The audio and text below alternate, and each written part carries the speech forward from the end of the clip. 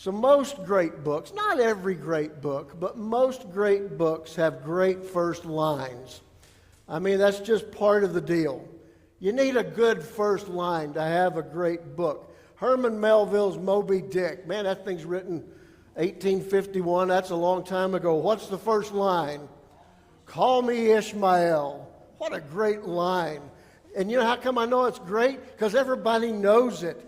Leo Tolstoy wrote Anna Karenina about 25 years after Melville had written Moby Dick. I think this is such a wonderful first line to a book, not as well known. He said, happy families are all alike. Every unhappy family is unhappy in its own way. What a line. So, Charles Dickens, Tale of Two Cities, what's the first line?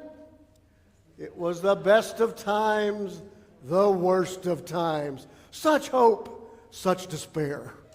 All in one line. And then you've got that stereotypical, corny, over-the-top first line. It was a dark and stormy night. You know, Madeleine L'English used that in A Wrinkle in Time. She didn't come up with it first. I thought, I got to find out who started that. It's a guy named Edward George Bulwer-Lytton.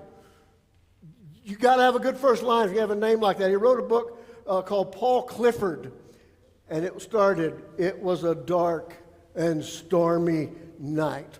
My personal favorite, Norman Maclean's novella, A River Runs Through It. In our family, there was no clear line between religion and fly fishing. Love that. In fact, he gets the double award because he's got the best final line, too. I am haunted by waters. Takes a lot to know how to begin a book, how to end a book. A lot of the books in the Bible start with great first lines. Some of it, and they all seem to have the presence of God in them. Leviticus 1:1, that book that we really don't read very much. But Leviticus 1:1 says, the Lord called Moses and spoke to him from the tent of the meeting. That's pretty dramatic. Almost the same thing in the book of Numbers. How about this for a great literary first line? Lamentations, the first line of the book of Lamentations.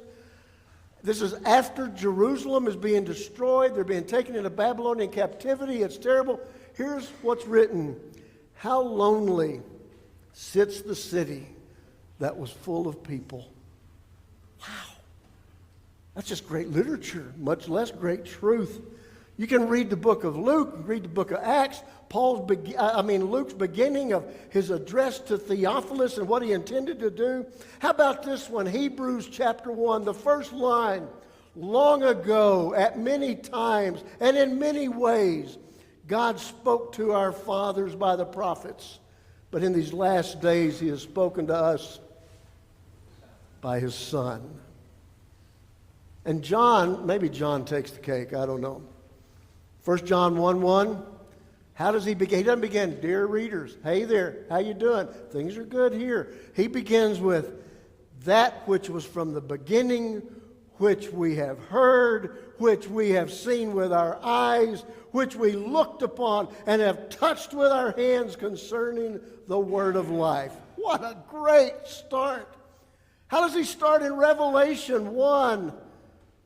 The revelation of Jesus Christ, which God gave him to show his servants the things that must soon take place. Boy, talk about setting up a story.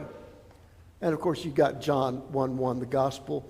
In the beginning was the Word, and the Word was with God, and the Word was God. Great first line. Great books need a great first line. Well, how about this one?